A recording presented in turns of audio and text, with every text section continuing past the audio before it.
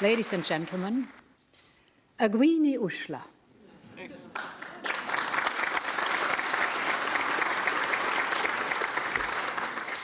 Today, I join you in this home of Irish democracy. And I do not feel like I have traveled to the edge of our union, because, while that may be true geographically, Ireland lies at the heart of Europe in every other way. This is a country of proud Europeans, and today all other Europeans look up to Ireland, because you show Europe's best face, innovative and inclusive, loyal to your history and traditions, open to the future and the world. This is the country that you have built, indeed, in 1 century of independence and half a century of European membership. It is the country your ancestors fought for and dreamt of. Exactly 50 years ago, Taoiseach Jack Lynch made a prophecy about Ireland's future in the European Union. He was campaigning for Ireland to join the European Economic Community, and he explained that not only was the future of Ireland at stake, but the future of Europe, because he had the faith that the Irish people, and I quote, could help fashion for themselves and for future generations a better Ireland and a better Europe. And this is what I would like to talk about today. Most Irish people will agree that EU membership has made Ireland a better place. But the other side of the story is just as important. Ireland has made Europe a better place. Europe owes you. And today I have not come here to praise our union and its achievements, but to thank the Irish people for everything you have brought to our union in these 50 years and everything you will keep bringing in the many years ahead. And as the Irish language is, since this year, an official language of the European Union, I have to train my Irish. Gareth ma gwif.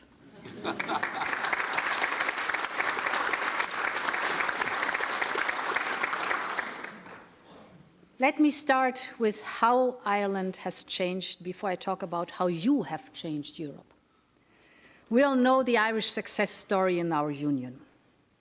Joining the European Union has unleashed Ireland's immense potential and has profoundly transformed this country. In 1973, Ireland's GDP per capita was around half the European Union's average. Today, it is double the average. And this is thanks to our unique single market and thanks to the ingenuity of the Irish people. You have just made the best of all the opportunities that are there and that come with the freedom of trade, to travel, to study, to work all across the European Union. And Irish society has blossomed too. When I was a teenager, married Irish women were banned from working in the public sector for whatever reason. But because of your accession to the European community, in 1973, this parliament passed its first gender equality legislation. And since then, the rights of women in Ireland have come such a long way. Already in 1990, Mary Robinson became the country's first woman president. In her words, the women of Ireland, and I love this one, went from rocking the cradle to rocking the system.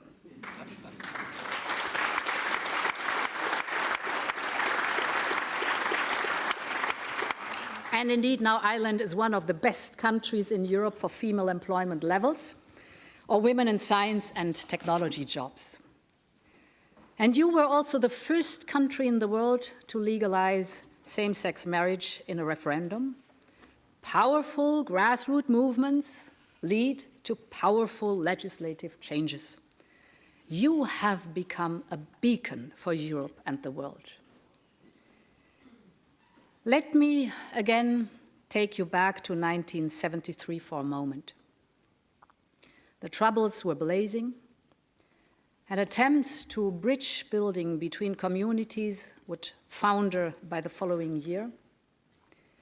However, far-sighted Irish politicians also understood that European membership could establish new economic and personal ties and gradually help remove the tensions which were obstructing the quest for peace.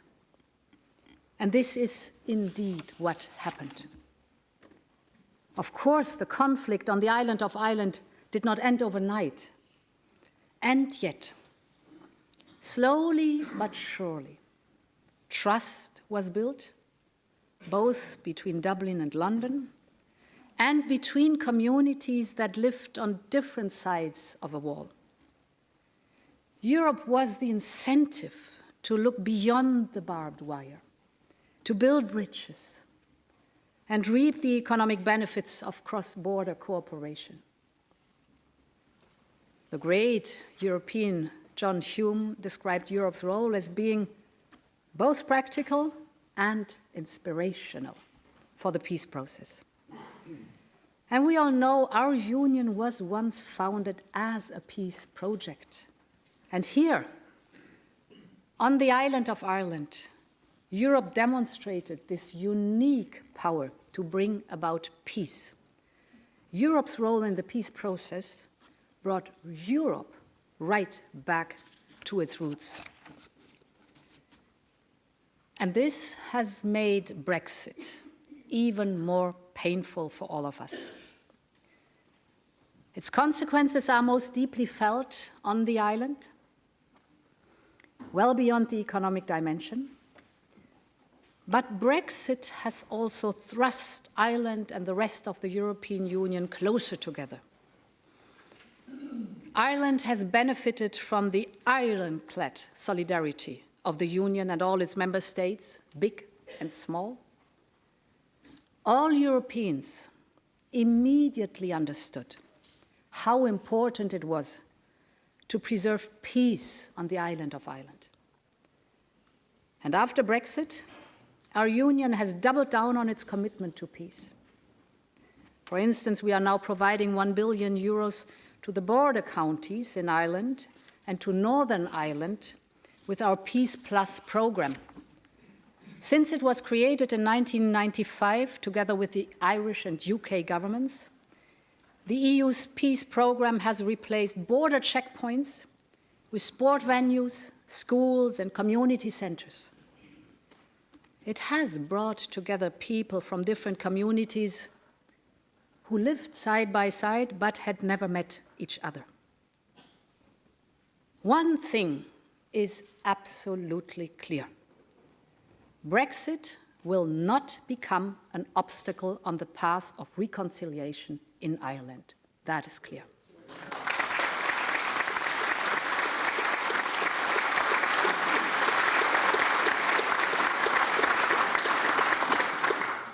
And I'm glad that today our talks with London are marked by a new, more pragmatic spirit.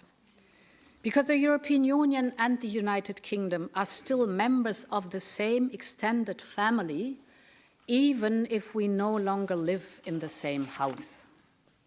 And I can promise you that whenever the European Union sits down with our British friends, we will do so with an honest heart and an open mind, to quote the great Irish band, the Saw Doctors.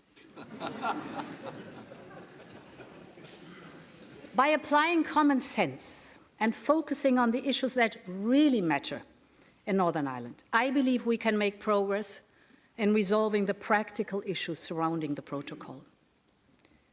We're listening closely to the business and civil society stakeholders in Northern Ireland.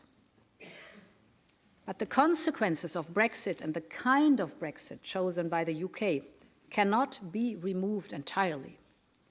The solutions we find must ensure that the single market continues to function in Ireland and elsewhere in the European Union. And I think if both sides are sensitive to this careful balance, a workable solution is within reach. I believe we have a duty to find it. And my contacts with Prime Minister Sunak are encouraging, and I trust we can find the way. And let me reassure you, Ireland can always count on the European Union to stand by the Good Friday Agreement. There can be no hard border on the island of Ireland.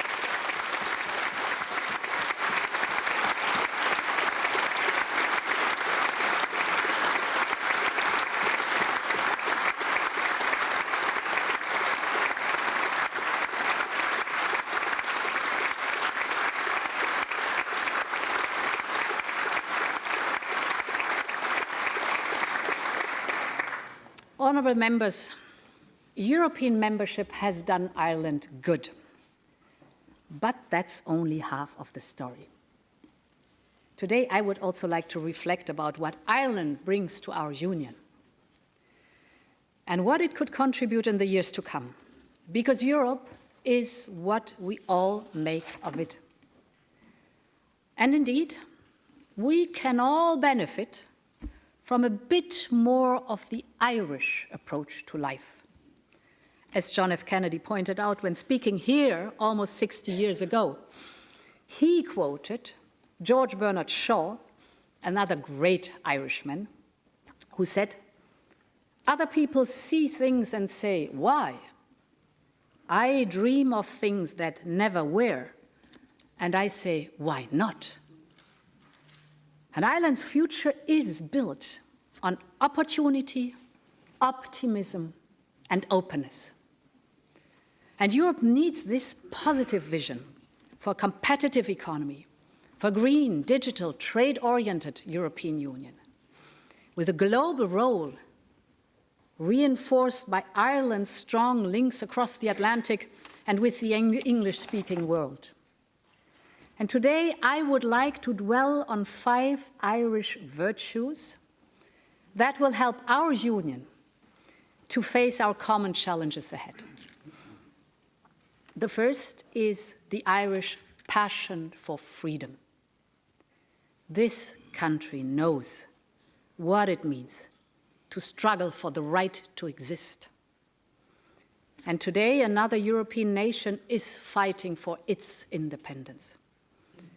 Of course, Ireland is far away from the front line in Ukraine, but you understand better than most why this war matters so much to all of us. Just like our friends in Eastern Europe, you know that in Ukraine there is more at stake than the future of one country only. Ukraine is fighting for freedom itself, for self-rule, for the rules-based global order. And Ireland has gone above and beyond in its support to Ukraine. In these months, tens of thousands of Ukrainians fleeing from Putin's bombs in the east found the famous Irish welcome here in the West. You were also an early supporter of Ukraine's application to join the European Union. And I want to thank you, Taoiseach, for being such a vocal and determined supporter.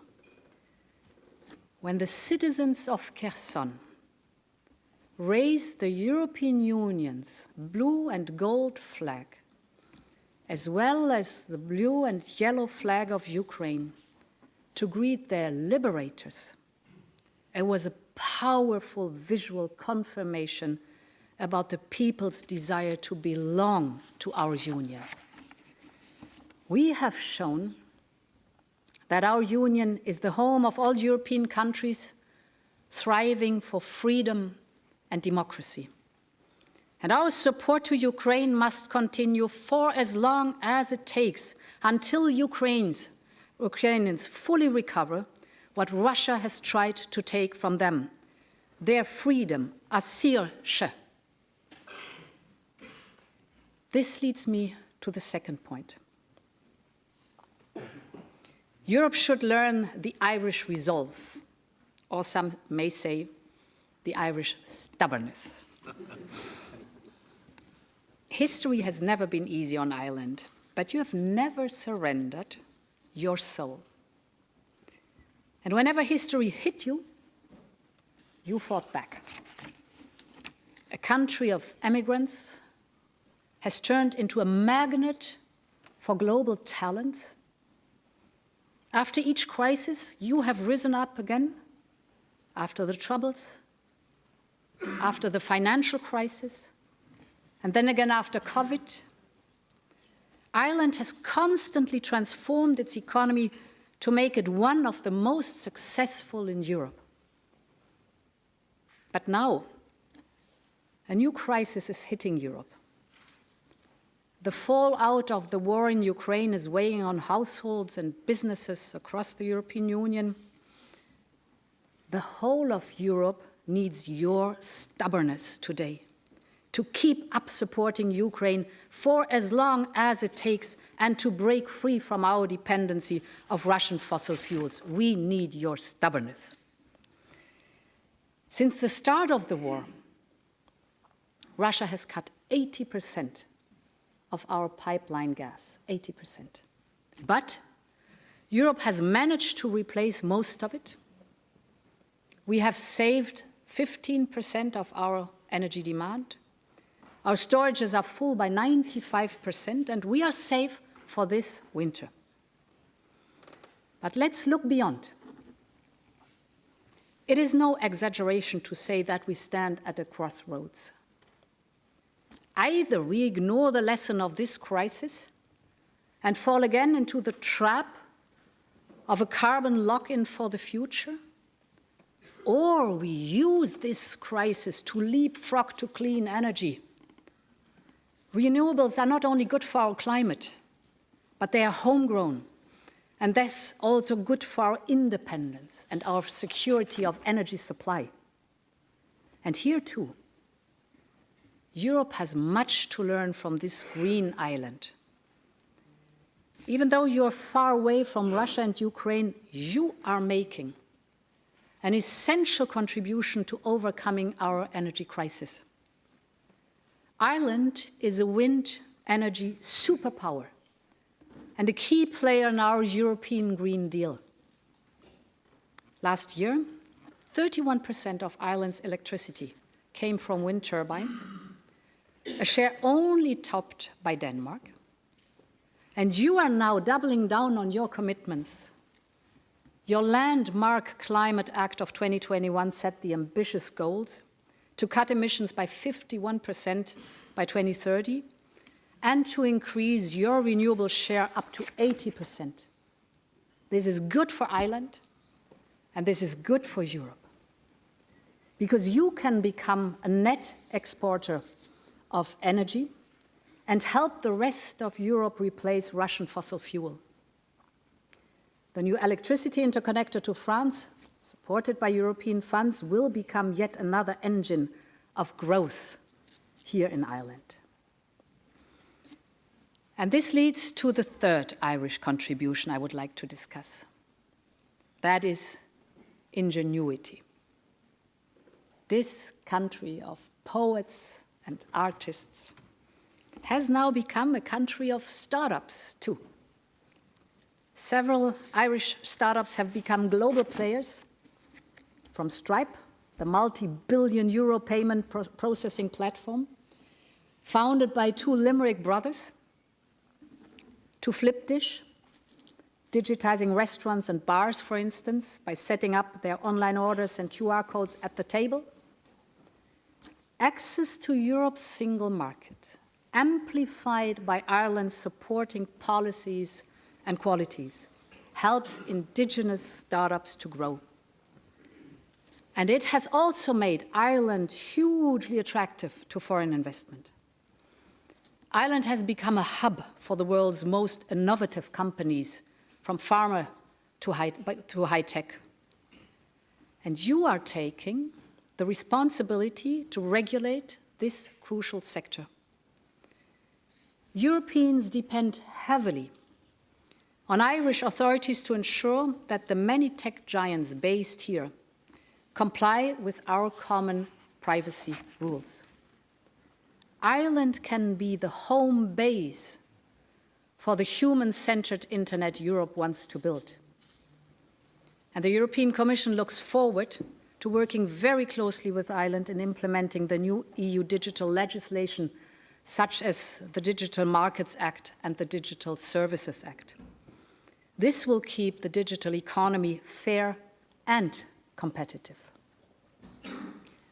And this brings me to my fourth point: openness. Ireland is Europe's springboard over the Atlantic, a gateway to the world. 2 centuries of immigration has given Ireland an unparalleled soft power and diplomatic network. Right now, both the US and Australia have leaders with proud Irish ancestry. And there are few countries more skilled than Ireland at leveraging the influence and friendship of a historic diaspora. But it's not just that. Ireland is an exporting powerhouse and a staunch supporter of free trade. And Europe has an unparalleled network of trade agreements, 46 deals with 78 partners. And as we confront a more fragmented global order, the value of trade agreements is increasing. This is why, in the coming years, Europe will need to invest even more in its trade with the world. It's not just about energy. We must also supply the essential raw materials we need for the green and digital transition. So over the next year, we aim to sign trade deals with New Zealand, with Chile, with Mexico, and to advance ongoing negotiations with Australia, Indonesia, and India. Trade, once again, is at the heart of Europe's foreign policy agenda. Honourable members, the last and most important contribution from Ireland to our European Union is your optimism. Let me go back to 1972 again, when 83% of Irish people voted yes to joining the European community. And the Irish were by far the most pro-Europe of the 3 applicant countries that held referenda. And today, 50 years later, the exact same percentage of people in Ireland, 83%, are optimistic about the EU's future. Once again, the highest percentage of any country in the European Union. The story of Ireland in the European Union is a story of optimism. And you, the Irish people, have built your own good fortune through thick and thin. Jack Lynch was an optimist when he said that he could make Ireland and the European Union a better place. The heroes of the Eastern Rising and the architects of the Good Friday Agreement were optimists because they believed that they could change the course of history. That is their greatest lesson for us. They dared to look beyond the imperfection of what is, to see the beauty of what could be. And this is what Europe needs today. We need to believe that Ukraine can win this war. We need to believe that we can break free, once and for all, from the enslavement of Russian fossil fuels. We need to believe that a climate-neutral future is within reach. And we must do everything in our power to turn this hope into reality, because it depends on us. Long live Ireland, long live the European Union.